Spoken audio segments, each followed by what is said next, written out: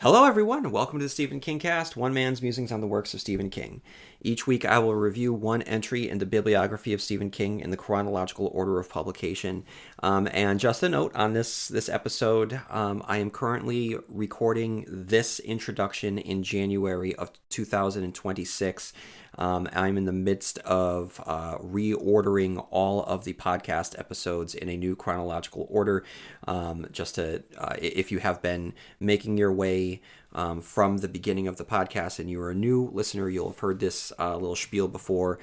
So I do apologize, but Stanley always said that every issue of a new comic book was someone's first comic book, and everyone's new episode of the Stephen King Cast is their first. So I just wanted to be able to contextualize this a little bit for everyone. So at the conclusion of every review of the novel or of Stephen King in the chronological order publication, you will also get a deep dive into the reviews of the endings of the works of that particular novel. So I just wanted to give you a heads up on that. This original episode first came out in 2020, and the original review of The Shining came out in 2014. So as you can see, there is some time when you are listening from one episode to the next, but it's been reordered for a better flow if you want to stick with a particular subject title, in this case, The Shining. So I just wanted to give you that context. And if you have any thoughts, write into stephenkingcast@yahoo.com. You can follow me on Instagram, on Facebook, on Blue Sky, and on TikTok. And if you have any time on your hands, please leave a review on Apple Podcasts. And without further ado, everyone, please enjoy my review of the ending of The Shining. But Ka is a wheel, it all goes round again, and here I am once more back at the beginning on a new phase of his journey to examine each of the endings of the works of Stephen King, to determine whether or not King deserves his reputation for having an inability to successfully land his endings. In previous episodes, I announced that as we move forward, the focus of the podcast would be to examine the climax, the falling action, and the resolution of the endings to each of his novels, and break it down by character, themes, conflict, and plot, to determine whether or not it meets the criteria of being an objectively good ending. But Ka is a wheel, it all goes round again, and here I am once more, back at the beginning on a new phase of the journey to examine each of the endings of the works of Stephen King, to determine whether or not King deserves his reputation for having an inability to successfully land his endings. In the previous episodes, I announced that as we moved forward, the focus of the podcast would be to examine the climax, the falling action, and the resolution of the endings of each of his novels and break it down by character, themes, conflict, and plot to determine whether or not it meets the criteria of being an objectively good ending. I'm also going to weigh in whether or not I like the ending. So before I get any farther, and today we're going to be talking about The Shining's ending. So the previous two episodes was first with Carrie and then with Salem's Lot. Today we get to talk about The Shining. But first, I want to read two listener emails on iTunes because, as I've always stated, I can't do this without you guys. And the more reviews and ratings that I get, the more alive the Stephen King cast is. So, Oh For God's Sakes writes a 5-star review. This is a great podcast. I enjoy listening to your opinions on Stephen King's work. However, you missed one. Actually, it's one that you have never mentioned. It's the Stephen King/John Mellencamp musical Ghost Brothers of Darkland County. It has its problems, but as an interesting piece that deserves a look. Thanks. And that is completely accurate. I have never talked about that play. Musical, whatever we want to call it. I have never actually talked about it. I've never seen it. It's definitely something that is not in my wheelhouse, and it's a blind spot for me, and so I should definitely check it out. And then we have Karen C. 2000 or Karen SE 2004, who 5 stars wrote, "Love this podcast. Just found this podcast a few weeks ago, and it's a wonderful tool to use after you've read Stephen King's work. The host offers a lot of insight and really gives you new perspectives to think about. The host is so passionate about his love for King, and it shows. That being said, he's not afraid to voice his concerns if he doesn't enjoy a particular story or specific plotline. Highly recommend taking the King journey with this guy. So thank you so much for writing in, guys. I really appreciate it. I can't do it without you. So if anyone has a couple minutes on their hands, do me a favor, head on over to iTunes, leave a rating and a review, and it will keep the Stephen King cast up in the search query when people type in Stephen King. All right, and then now what I'm going to do is I am going to head backwards a little bit because, as you know, we have been discussing endings of the works of Stephen King. So every episode from this point forward, unless it's some major movie review that I'm doing or general thoughts on a TV show or a new book analysis, that every episode is going to be examining the ending of the works of Stephen King in chronological order. And so I've been utilizing Facebook and Twitter and Instagram to get your thoughts. And as always, stephenkingcast@yahoo.com for those deeper thoughts. So Philip wrote in about Carrie. So if you go back a couple episodes, you'll see that I concluded that Carrie met the criteria of what I will use for The Shining as well. And it's an ending that I both happen to like personally, and I feel it's an objectively good ending based on what Stephen King was working with. And I asked everyone to share their thoughts as well. Michael writes, "Greetings. Sorry for not getting back to you in a timely manner, but production of Sweeney Todd, which I am directing, has kept me busy. In response to your last email, I very much enjoyed Dr. Sleep, both the theatrical and director's cut. I'm one of the few that finds little merit." This is in response to an email that I'd written, but it's actually very appropriate for what we're going to be talking about today. I'm one of the few that finds very little merit in Stanley Kubrick's version of The Shining, which King has also gone public about hating, and with good reason. His version offers little, if any, redemption for the characters and their plight, while I feel King's book really goes into that idea with the ending. But after watching Dr. Sleep, I have a new appreciation for its hallowed position in the annals of classic horror. And boy, that murder scene was dark. As for the ending of Carrie, I know other versions have done their own twists, but the original seems to be the best result for the story. Her connection with Sue gives her a last-minute, genuine human connection that she solely deserves. But to allow Carrie to live would seem cheap and almost a ploy to ensure a sequel. The aftermath of the Black Prom, the White Committee leaves enough material to open up possibilities. I just lost it. To open up possibilities. Without making a direct sequel. There really was no other way to end Carrie after what she does, and based on that, I would venture to even call her a tragic hero. While Carrie's deeds are not to be smiled upon, her motivation and reason for doing so is completely understandable. It's very eerie as well. In this day and age of domestic terrorism and school shootings, I felt almost as if King was unwittingly predicting a future response to a cruel and unwelcoming social circle. In conclusion, thanks as always for the wonderful critiques and assessments of King's work. As an English teacher, I rarely have time to read on my own, but I have managed to incorporate King's work into my own curriculum. I teach the body and apt pupil from different seasons in my class. While I understand the material may be too intense for high school, the book is approved, and I take a very honest and direct approach with it. The students are great at keeping an adult attitude about the content and usually end up running to the library to devour any other Stephen King book they can find. It's some of the most fun I have teaching. Keep up the good work and stay away from any sewer drains. Sincerely, Michael. Michael, thank you for writing in. Good luck with Sweeney Todd, and congratulations on being able to incorporate Stephen King into your curriculum. I think that's wonderful that you have a school committee that is willing to do that. That's fantastic and forward-thinking, and I'm really, really glad to hear it. Okay, so what I'm going to do now, I'm going to focus us on the conclusion of The Shining, but in order to do that, I want to read the Wikipedia summary of The Shining so that we're able to place the ending within the context of everything that led up to it. So, from Wikipedia, The Shining mainly takes place in the fictional Overlook Hotel, an isolated haunted resort hotel located in the Colorado Rockies.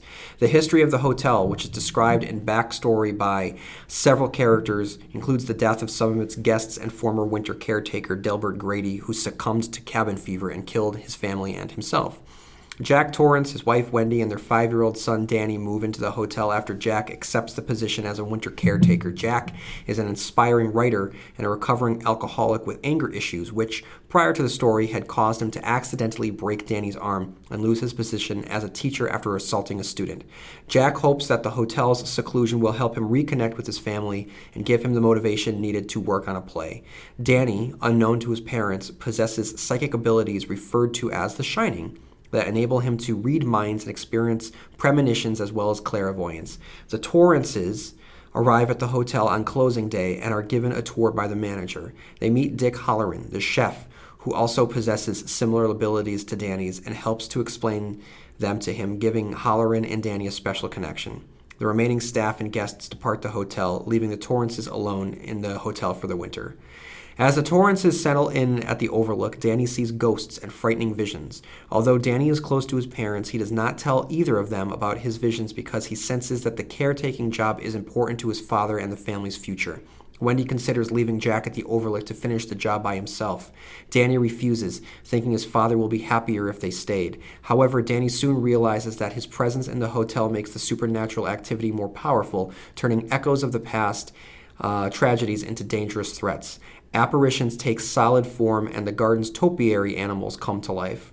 The winter snowfall leaves the Torrances cut off from the outside world in the isolated hotel. The Overlook has difficulty possessing Danny, so it begins to possess Jack by frustrating his need and desire to work, and by enticing him with the storied history of the hotel through a scrapbook and records in the basement. Jack starts to develop cabin fever and becomes increasingly unstable, destroying a CB radio and sabotaging a snowmobile, the only two links with the outside world the Torrances had.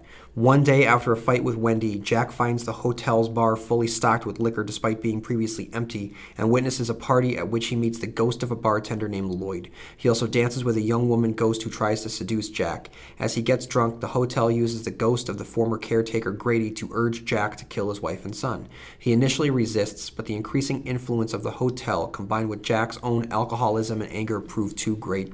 He becomes a monster under the control of the hotel, succumbing to his dark side.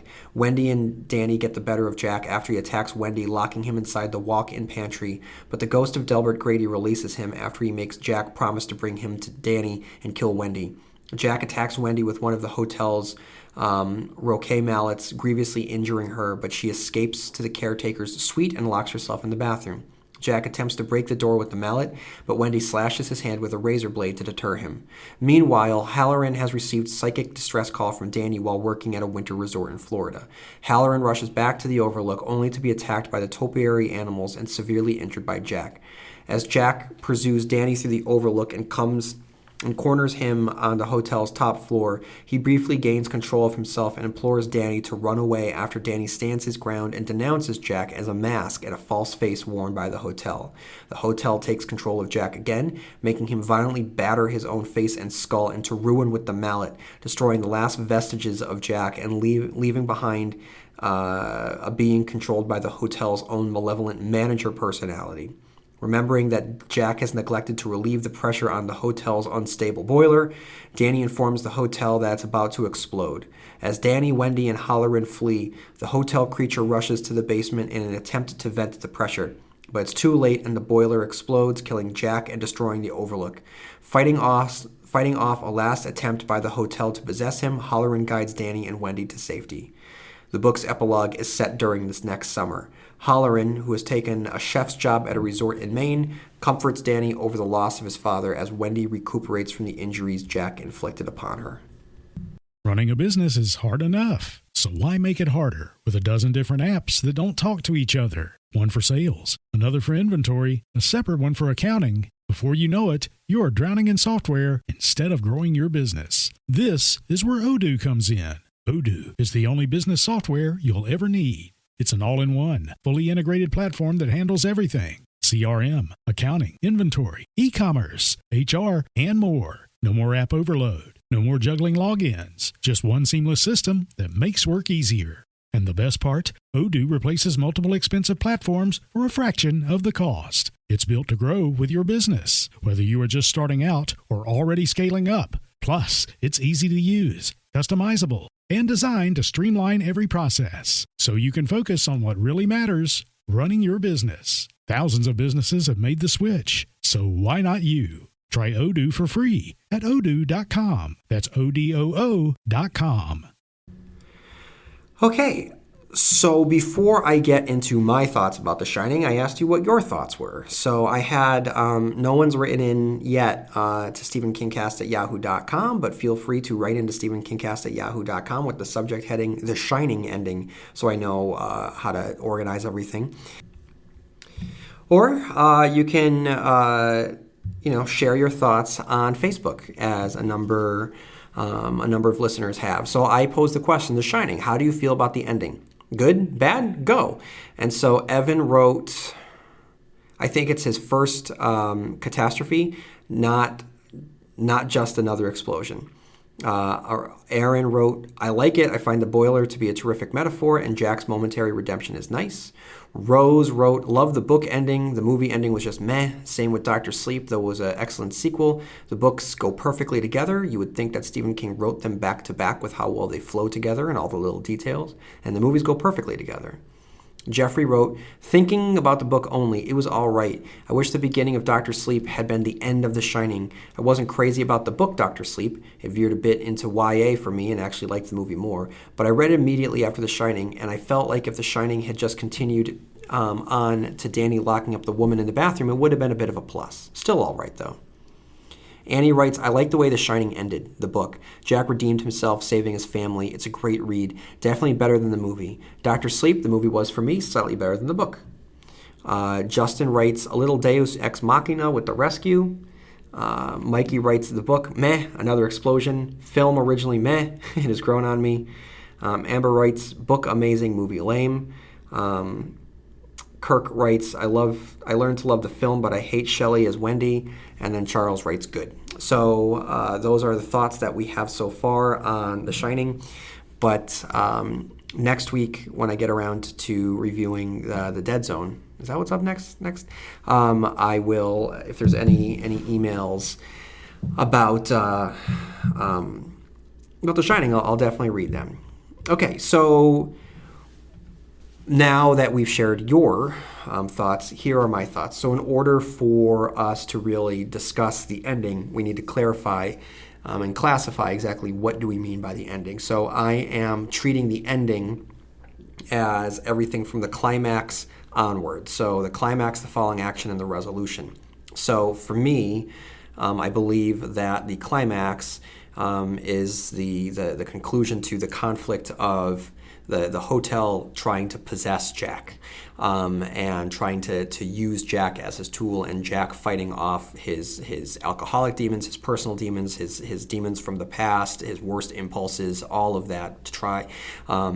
He's trying to fight that off to be the father he can be and the husband he can be, and it's a losing battle for him, and eventually he is just ultimately corrupted and possessed by the Overlook Hotel. That is the climax of the novel. That means that the falling action is he attempts to murder his family, but successfully holds off the evil influence long enough to help them escape and destroy the Overlook with the boiler explosion.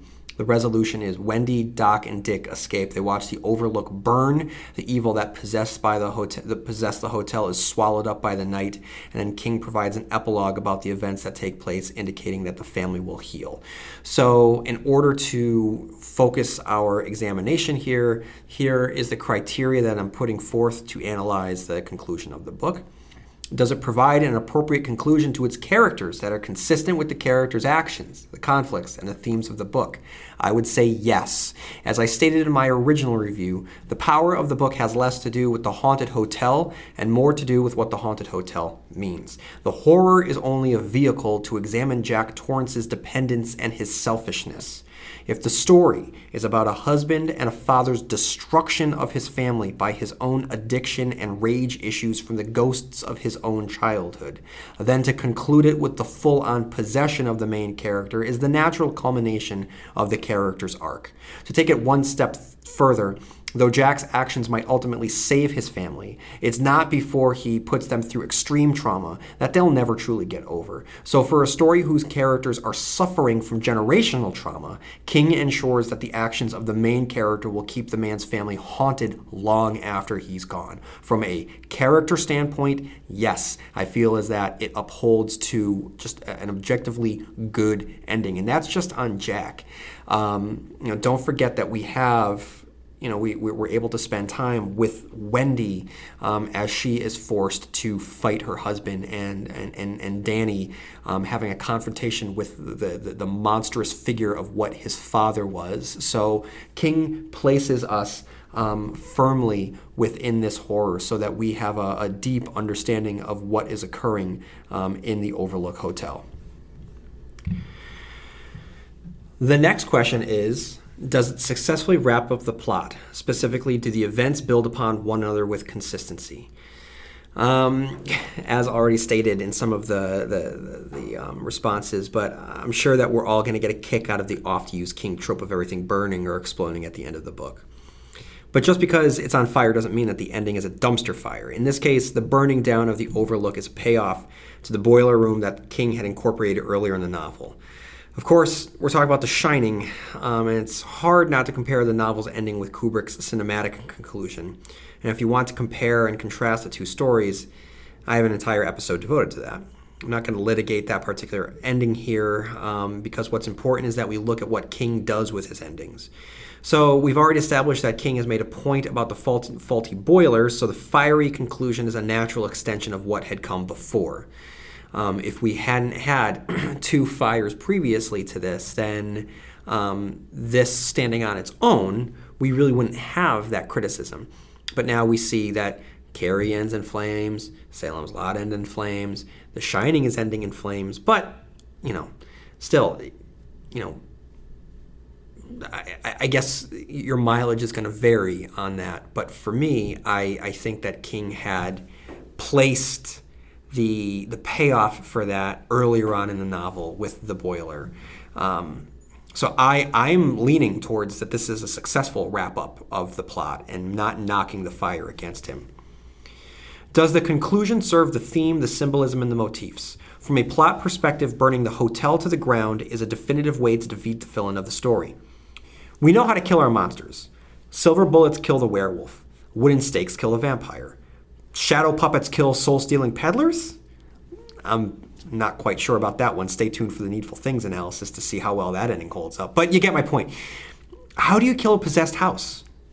Well, you could perform an exorcism, I guess, but that capability is beyond the skill set of our characters, and King had explored this route. And if King had explored this route, I would not be discussing the ending in a positive light. So how do you defeat an evil house? Well, you can't stab it with sharp wood, and you can't shoot the drywall with silver bullets. So what do? Well, you burn it to the ground. That's what you do. So, as I stated, from a plot perspective, this aligns with the if this, then that cause and effect. If the house is possessed, then the way to vanquish the house is to burn it to the ground. This is a natural conclusion to the established plot. From a thematic and symbolic perspective, the fire also fits very well.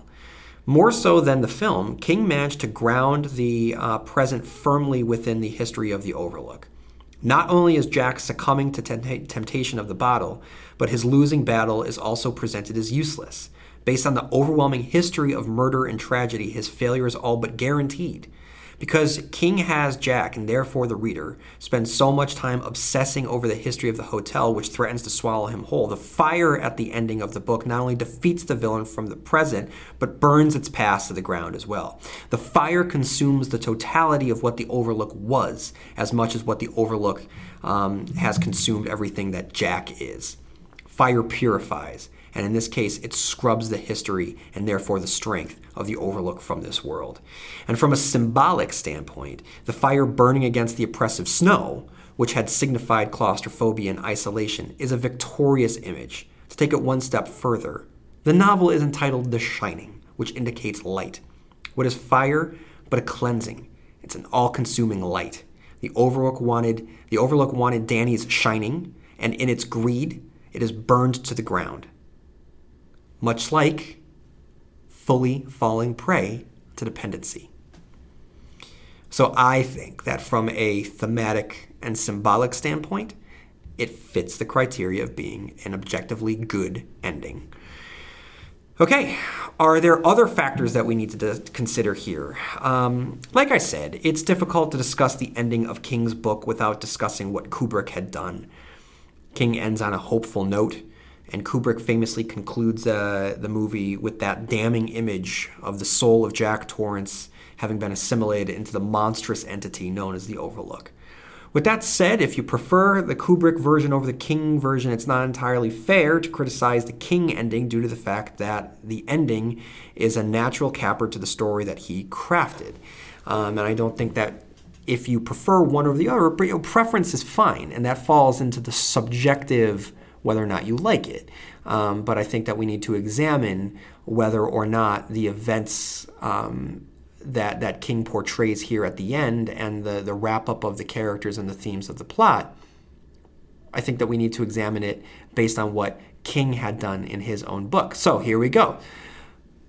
Do I like the ending? Yes, I like the ending. I think it's very thrilling, and I think that it's very tragic. I like the ending. Is it a good ending?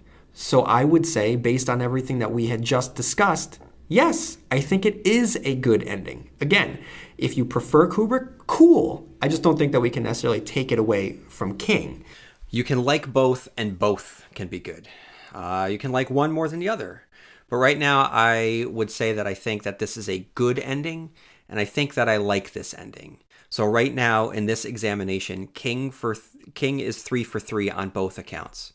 With Carrie, I happen to like the ending of Carrie. I happen to like the ending of Salem's Lot. I happen to like the ending of The Shining. And I also think that all three are objectively good. Now, if you disagree with this, please write into the stephenkingcast at yahoo.com. And for whatever the disagreement is, just write in the subject heading the title of the book, the ending, so I know exactly which one you guys are talking about. All right, and that's all that I got for this week, guys. So if you have any thoughts, like I said, write into stephenkingcast at yahoo.com. You can like and follow at Facebook, on TikTok, on Blue Sky, and on Instagram. And may you have long days and pleasant nights, and I'll see you here next week where MOON spells Stephen King Cast.